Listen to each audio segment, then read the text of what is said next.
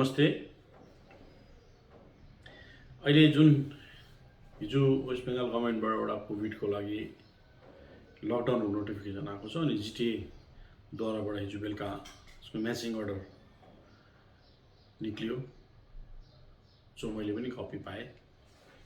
अनि यो जिटिएको जुन हाम्रो प्रिन्सिपल सेक्रेटरिज एक्जिक्युटिभ डाइरेक्टरलाई पनि म धन्यवाद दिन चाहन्छु। अनि यस्तो जुन अहिले अवस्था आउँदैछ, यो अवस्थामा जुन यो नोटिफिकेसन तपाईँले म्याचिङ अर्डर निकालेर जिटिए भाषीको लागि एउटा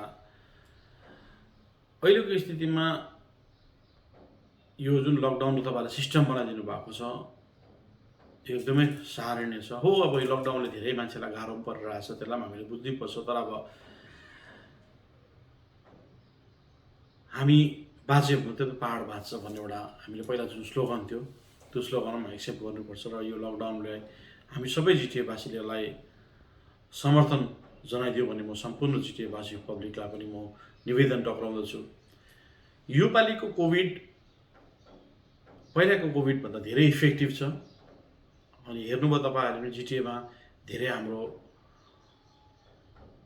यो कोभिडले गर्दा प्राण गुमाइसक्नु भइसकेको छ। र अझै स्थिति भयानक आउँदैछ, हामीले देख्दैछौँ, हामी क्लोजली मोनिटर गरिरहेको छौँ। हो, तपाईँहरूलाई याद छ अनि थापालाई तपाईँहरूले योपालिको कोभिडमा पनि खोइ अगाडि आएको भनेर तपाईँहरूको मनमा होला। तर योपालिको कोभिड र पहिलाको कोभिड एकदमै डिफ्रेन्ट छ।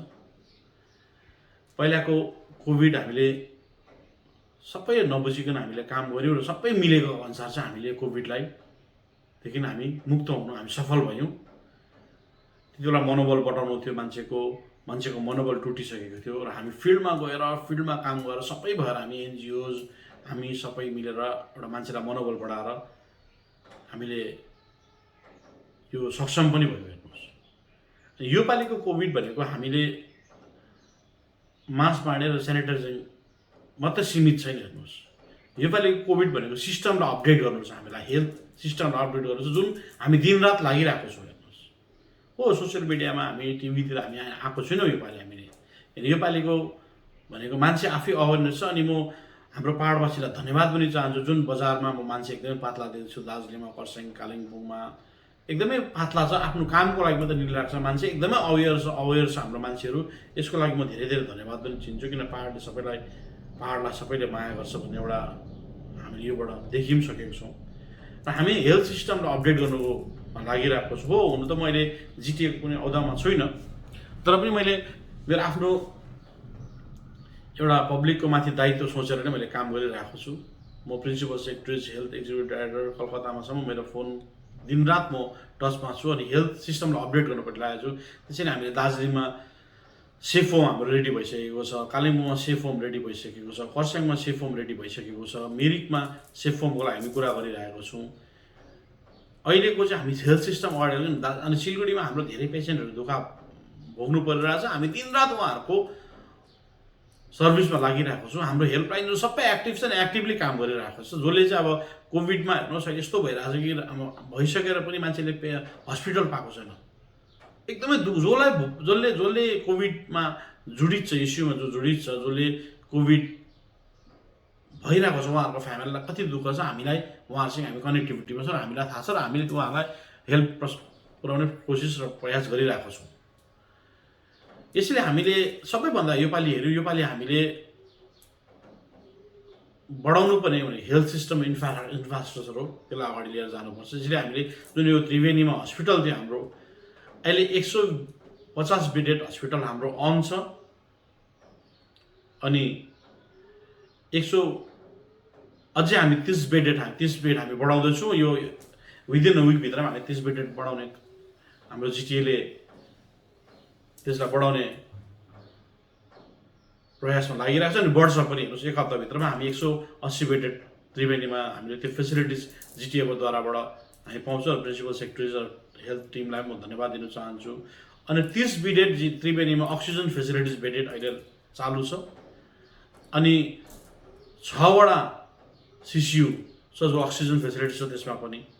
र हामी सिस्टम अपडेट गर्नु परिरहेको छ, किनभने भोलिको दिनमा जब हाम्रो मान्छे हाम्रो जग्गामै हामीले ट्रिट गरौँ भन्ने हामी प्रयासमा छौँ अनि ट्रिट पनि गरिरहेको छु। अहिले पनि हस्पिटलमा तपाईँहरू मोटामोटी राख्नुहोस् 63 पेसेन्टहरू हाम्रो त्यो हस्पिटलमा 57 कोभिड पेसेन्ट छ, 63 बेड अहिले पनि हामी भ्याकेन्टमा छौँ। र त हामी हेल्थ सिस्टम अपडेट गर्नुपट्टि लागेको छौँ। हेर्नुहोस्, हाम्रो मान्छेहरू गर्मी खप्नु सक्दैन, सिलगढीमा गएर त्यो सिस्टममा काम गर्नु उहाँलाई धेरै गाह्रो पर्छ, कतिवटा ठाउँमा ल्याङ्ग्वेज प्रब्लम हुन्छ र हामी जति सक्दो हाम्रो जग्गालाई सक्षम गर्ने प्रयासमा छौँ यो लडाइँमा। हेर्नुहोस्, र यसमा सबैको तपाईँहरूको सहयोगको जरुरी पनि छ अनि तपाईँहरूले सहयोग पनि गरिरहनुपर्छ। अनि सबैभन्दा हेर्नुहोस्, हाम्रो जो जिटिएको हेल्थ वर्करहरू छ, नर्सिङ स्टाफहरू छ, डक्टर्सहरू छ, उहाँहरूले दिनरात एक गरेर आफ्नो ज्यान जोखिममा लाएर उहाँहरूलाई हाम्रो पहाड बचाउनको लागि उहाँहरू अगाडि लागिरहेको छ। यसमा चाहिँ हामीले के बुझ्नुपर्छ भने जति पनि हामी मास्कहरू बाँडिरहेको छौँ, सेनिटाइजरहरू बाँडिरहेको छौँ, उहाँहरूले पनि आफ्नो धर्मकै काम गरिरहेको छ, उहाँहरूलाई पनि धन्यवाद दिनु चाहन्छु म। तर मास्क बाँड्दाखेरि हामीले सेनिटाइजर बाँड्दाखेरि हामी कति मान्छेसँग कनेक्टिभिटी हुन्छ हेर्नुहोस्। कोभिड भन्ने कुरा हामी आफूलाई टेस्ट गरेर बाँड्नु जाँदैछौँ कि विदाउट टेस्टै हामीले मान्छेलाई सर्भिस दिँदैछौँ, त्यहाँ पनि हामीले बुझ्नुपर्छ। किन हामीमा सङ्क्रमित छ भने हामीले बाँड्दाखेरि धेरै मान्छेलाई सङ्क्रमित बनाउँछौँ।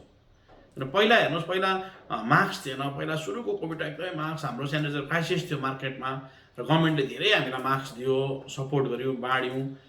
र अहिले सबैतिर मास्क सेनिटाइजरहरू प्रशस्तै मात्रामा बजारमा मार्केटमा पनि पाउँछौँ। कतिजनाले किन्नु जसले उहाँहरूलाई बाँडिरहनु भएको छ उहाँलाई पनि धन्यवाद दिन्छु। तर जति पनि भोलिन्टियर्सहरू छ उहाँलाई पनि रिक्वेस्ट गर्छु, हामी बाँड्नुभन्दा अगाडि चाहिँ पहिला आफूलाई टेस्ट गराउनुहोस्। तपाईँ कोभिडदेखि मुक्त हुनुहुन्छ भने तपाईँहरू पब्लिकमा गएर बाँडिदिनुहोस् भनेर सबै कुरा हामीले सोचेर गर्नुपर्छ। किन हेल्थ वर्करहरूले जुन उहाँहरूले रिस्क लिएर आफ्नो रिस्क लिएर हामीलाई सर्भिस दिइरहेको छ, त्यो चिजलाई अझै हामीले प्रब्लममा हाल्नु हुँदैन हामी जस्तो लाग्छ मलाई। अनि सबैभन्दा मुख्य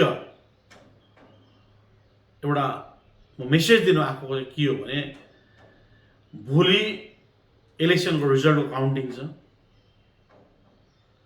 अनि अहिले काउन्टिङ भन्दा पनि कोभिडको इस्यु इम्पोर्टेन्ट हो। हेर्नुहोस्, जित हार त हुन्छ प्रत्येक इलेक्सनमै, तर म मेरो जति पनि पार्टी वर्कर पार्टी क्याडरहरूलाई रिक्वेस्ट गर्छु, दया गरेर भोलिको रिजल्ट सबै जति सक्दो चाहिँ घरमै बसेर सुनिदिने म निवेदन गर्छु। हो, एउटा गभर्मेन्टले जुन प्रोटोकल र नियम एउटा काउन्टिङको बना त्यसमा फलो गरेर हामी काम गरिदिने। र कसै पनि हामी जस्तै दार्जिलिङको इलेक्सनको जति पनि रिजल्ट छ हाम्रो आफ्नो समष्टिमै बसेर तपाईँहरूले सुनेर समष्टिमै तपाईँहरूले बस्दिने म निवेदन गर्छु। दार्जिलिङ बजारमा भिड नगरिदिउँ।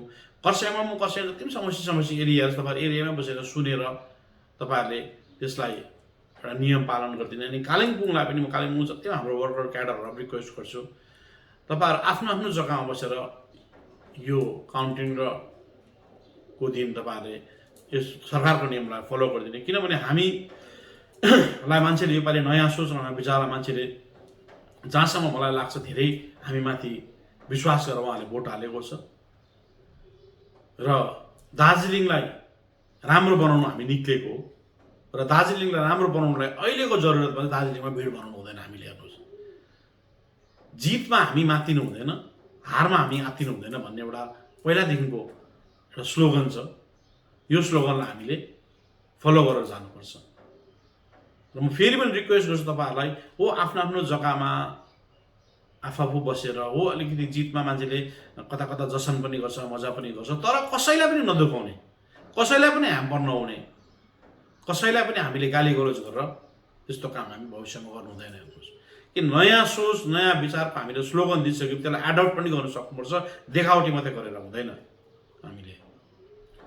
त्यसैले हामी जितेपछि पनि यो हामी बदलाको होइन बदलावको भावना लिएर निक्लेको मान्छेहरू हामी सबै, र यो चिजलाई हामीले मनमा राख्नुपर्छ। अनि दया गरेर म सबैलाई रिक्वेस्ट गर्छु, हाम्रो क्याडर वर्करहरूलाई पनि सबै पार्टीको वर्कर क्याडरलाई पनि रिक्वेस्ट गर्छु, यो जित र हार त हुन्छ। हेर्नुहोस्, यसमा कहीँ पनि अशान्ति नहोस्। पहाड गाउँघरमा पनि म सबै रिक्वेस्ट गर्छु, तपाईँहरूले पनि गाउँघरमा हाम्रो क्याडरलाई म रिक्वेस्ट गर्छु कहीँ पनि झैझगडा नहोस्। अनि सबै पार्टीको वर्करहरूका केटाहरूलाई म रिक्वेस्ट गर्छु, कहीँ पनि झगडा गर्नुहोस्। लिडरको लागि तपाईँहरू वर्करहरू झगडा नपर्नुहोस्। कोही लिडरको लागि तपाईँहरू गाउँमा अशान्ति नगर्नुहोस्। र हामीलाई पहाड बनाउनु छ, पहाड अगाडि लानु छ। योपालि हेर्नुहोस् 86 देखिको अहिलेसम्म एउटा नयाँ इतिहास पहाडले रच्नु जाँदैछ। योपालि पहिलोपल्ट भयो पहाडमा कि पहिलाको भोट भनेको 6 महिना अगाडि माटो र जातिको गीत बस्थ्यो अनि हामी त्यो गीत र त्यसमा डुबेर भोट हाल्थ्यौँ। अनि योपालि पक्का पहाडको एउटा परिवर्तन, पहाडको विकासको लागि भोट भएको छ, पहाडलाई अघि लाने एउटा भोट भएको छ। यसैले यसमा सबैलाई रिक्वेस्ट गर्छु, यो चाहिँ हामीले सोचेर बुझेर भोलिको दिनलाई पहाडमा कहीँ पनि अशान्ति नहोस्, पहाडमा कहीँ पनि भिडभाड नहोस्। अनि सबैलाई फेरि अहिले नै म पहाडवासीलाई शुभकामना र शुभेच्छा दिन्छु कि हाम्रो पहाड राम्रो पहाड बनाऊ सबै मिलेर। र अनि कोभिड जुन इस्यु फेरि एउटा नयाँ रूप लिएर आउँदैछ, हामी जसरी युनाइटेड भएर फाइट गऱ्यौँ हिजोको दिनमा, हामीले जात धर्म रङ सबै भुलेर हामी एक भएर काम गऱ्यौँ, भोलि पनि हामी सबै एक भएर काम गरिदिने म नम्र निवेदन गर्दछु। धन्यवाद। 50 से 70% कम कीमतों पर लाजवाब डिजाइन, ब्रांडेड फर्नीचर, गारंटी सहित मजबूती का वादा। मौका है यही, बना लो इरादा। Bedroom set, sofa set, dining set, outdoor या ऑफिस फर्नीचर से लेकर मॉड्यूलर किचन उपलब्ध है। कम कीमत में बेहतरीन गुणवत्ता का पूरा भरोसा। Orchid building, opposite Vega circle, 2.5 mile, Sevoke road, Siliguri. International Furniture, unbeatable price. Visit a Royal Oak store today. जैविक राज्य सिक्किमको अनुपम उपहार सञ्जीवनी, विश्वकै पहिलो कीटनाशक औषधि जसको एकै स्प्रेले भ्याक्सिन सरह काम गर्छ र फसलमा लाग्ने विभिन्न भाइरस, ब्याक्टेरिया र फंगसबाट हुने समस्त रोगहरू साथै पातको रस चुस्ने किराहरू समेत नियन्त्रण गर्छ, जो रासायनिक कीटनाशक भन्दा अझै किफायती र प्रभावकारी छ। फसल कुनै होस्, रोग कुनै पनि होस्, एकपल्ट अवश्य प्रयोग गर्नुहोस्, सोचे भन्दा बढी लाभ पाउनुहुनेछ। सञ्जीवनी फसलको सुरक्षा कवच, किसानहरूको निम्ति वरदान। अब वक्त आ गया है अपने सपनों को एक नई पहचान देने का। वेबल कंप्यूटर ट्रेनिंग सेंटर आपके लिए लेके आए हैं डिप्लोमा एंड कोर्सेज जैसे English speaking course, software application, financial accounting, Tally, Java, HTML, DTP, C++, Python जैसे बहुत से कोर्सेज एंड डिप्लोमा।